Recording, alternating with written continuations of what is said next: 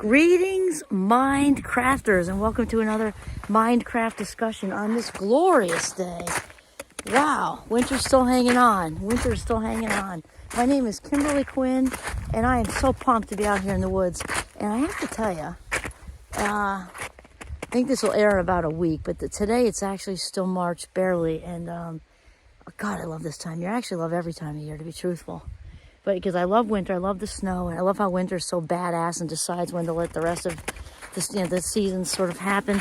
This is cool because, there's still snow, but it's like this. It's like I don't even know, 30. It's actually snowing earlier today. Anyway, the snow is a good sort of segue into what I'm talking about today, and so which is about a fresh start each day. A fresh start. Look at how gorgeous that white snow is. No tracks on the pond or anything. It's just a fresh start. And I think all too often, because when we are on autopilot, well, there is no bigger thief of life minutes than autopilot. I'm just telling you that right now. If we're not living deliberately, actively engaged in our lives, we, sort of embracing our life minutes, knowing their value and spending them as if they are cash, we are missing out on our lives. And I think all too often, there's little G, it's just rubbing around. He likes this crunchy, tight packed snow so he can scratch the itch, you know what I mean? Deeply engaged, actively engaged in his life and spending his life minutes very wisely. So the whole fresh start thing, all too often, I think we wake up and we're laying there in bed and instead of doing the things we're going to get to in a second, the first thing is like, oh, what happened yesterday? And we're still lying there maybe, and we're kind of going over the problems of yesterday, even if they're not, like anywhere from small to large, from extra small to extra large, and we're kind of going through it all before our feet even hit the ground. Think about how that's setting us up. Each day is a new start. It's a blank slate, if you will, in a sense. To a point, we have a lot of choice in this gift of this day that's ahead of us. And when we started out thinking about the problems of yesterday or last week or whatever, we are actually bringing that emotion. G totally agrees with me, right, Jay? We're actually bringing that when we bring that memory back, even if it's just literally just yesterday. So and so gave me some snark in the faculty room or the staff room or by the water cooler or whatever, and we're reliving. I should have said, and I mean, if I see her today, I'm gonna be. Think about that, or if it's last week, or if it brought up something came to you in the night from 5 years ago, and now you're still brooding on it.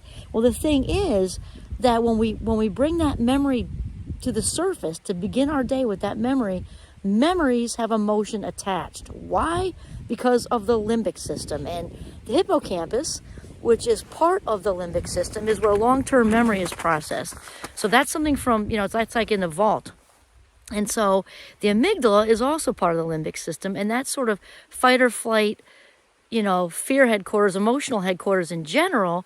And whenever a memory has an emotional charge, it's stronger, for one, right? So it's like barnacles. It's like a barnacle on a dolphin, right? So or whatever fish. So we bring up the memory of the dolphin. It's got this barnacle there that most often isn't positive, right? So we bring that up when the day is not. We haven't even had our coffee or tea yet, right, G? Haven't even had that bagel yet, And then there we are. We're already starting off the day with a chip right there. So we don't want to do that. It's very important. And then typically, I don't know if a lot of people aren't aware that I think it's roughly the age of 35 where things kind of cemented. I mean, nothing's ever so stiff we can't undo it, thankfully. We have that other 5%. But it's 95% of what we think, feel, and do stays basically the same. 95%. Can you imagine?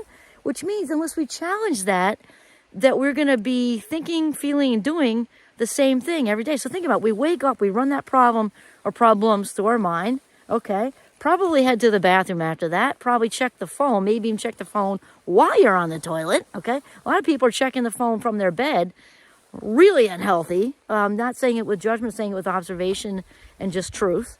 And then here we go. So then the phone thing, we check, well, the oldies check Facebook. The young things check Instagram, or maybe you do both. You might check, LinkedIn and this and that. So now all of a sudden, we've been up for 3 minutes, and we've already run the problems through our head. We sort of connected with the quote unquote knowns. We're feeling connected with all that stuff, and we've established a pretty solid routine. Now, some routine is good when we're talking about the gratitude journal, the hot tea, and that. But this kind of autopilot routine is really almost falls more into the category of can lead to, because the routine is good. Obviously, routine is good, like I said, for the healthy habits. You had the fruit in the morning, tea, gratitude journal, went for a run, good habit. All the rest of this stuff is really habitual and can actually lead to being addicted to these emotions, which therefore we stay locked in that. Well, technically, we can stay locked in that forever, because if we don't challenge that problem that surfaced and make it go away and shift out of it, and challenge, these thoughts that we've had for a very, very long time, challenge that really bad habit of checking the phone the first thing when you wake up. And actually, Simon Sinek says it also. I really like him. I think Joe Dispenza says it too. If the first thing you do in the morning is check your phone, you're addicted. Not saying it with judgment. It's just the truth. It's absolutely the truth.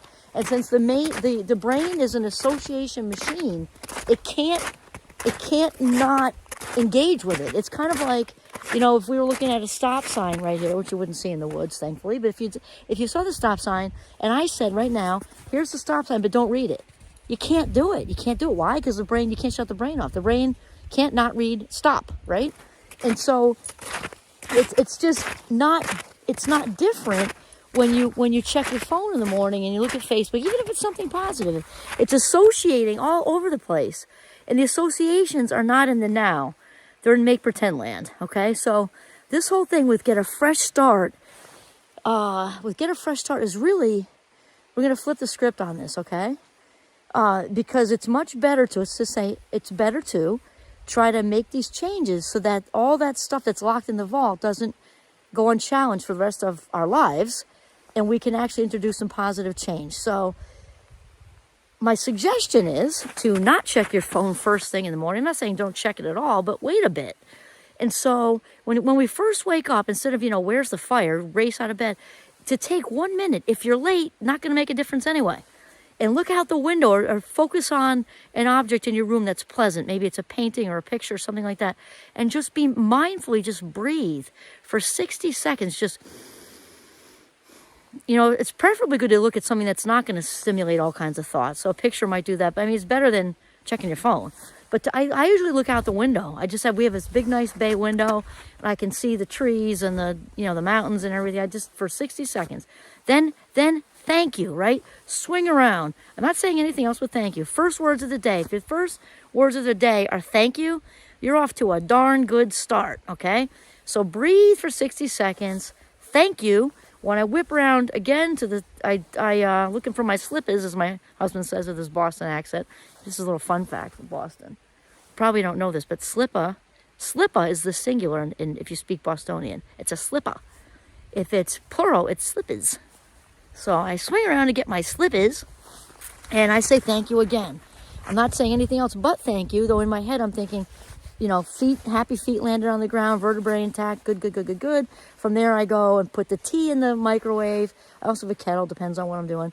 2 minutes. Tea kettle takes maybe 4, minutes. And then I head for my gratitude journal. Before the microwave beeps, I've got my 3 things written. I am grateful for, I am grateful for, I am grateful for. That's it. No paragraphs, no other sentences. I'm grateful for Giovanni. I'm grateful for this morning walk. I'm grateful to have the luxury of being able to do this YouTube video this morning. That's it. Okay. And then from there, I do a mindful minute, an actual one where I'm sitting on the couch, just 60 seconds, and I go and just feel good. Just focus on feeling good. And that's it. I come out for walks whenever I can, but that morning routine it's not even 10 minutes. It's like probably 5. That's at the most, 5 to 7 at the most. And then when I'm out here, I do a prayer thing, because I do that. You can say send the vibes to people, however it works for you. And every single day, whether I have the chance for the woods or I don't, I then set an intention. I'd also say, how can I be of service? And then I set an intention. That whole routine, which I've worked myself into, again, if we had the intention, let's just say 7 minutes tops. You can spend that much time in the bathroom versus doing all that other stuff, running problems through your head and phones. And now obviously I'm a professional person. I got to check all that stuff too, but not until I do the stuff that's good for my mind. Not because it's kind of like when the financial folks, who are very good at what they do, will say pay yourself first, like financially. Put the money, put the whatever 10%, 5%, whatever, in the bank, and then do your bills, because otherwise you're not going to save anything. It's kind of like that with the morning ritual. Pay, in life in general, pay yourself first. 7 minutes. Let's just raise it up to 10 if you do a quick 3-minute yoga exercise. I'm out here, so I don't count that in that routine. Just raise it 10 minutes. So what? And who says it? Tony Robbins says it. You say, because when people say about the 10 minutes, oh, I'm so busy. If you don't have 10 minutes to call your own, you have no life. That's what he says. 10 minutes. Set the alarm earlier. Do not hit the snooze button. Get up. Do the Mel Robbins 5, 4, 3, 2, 1 launch thing. I do that sometimes.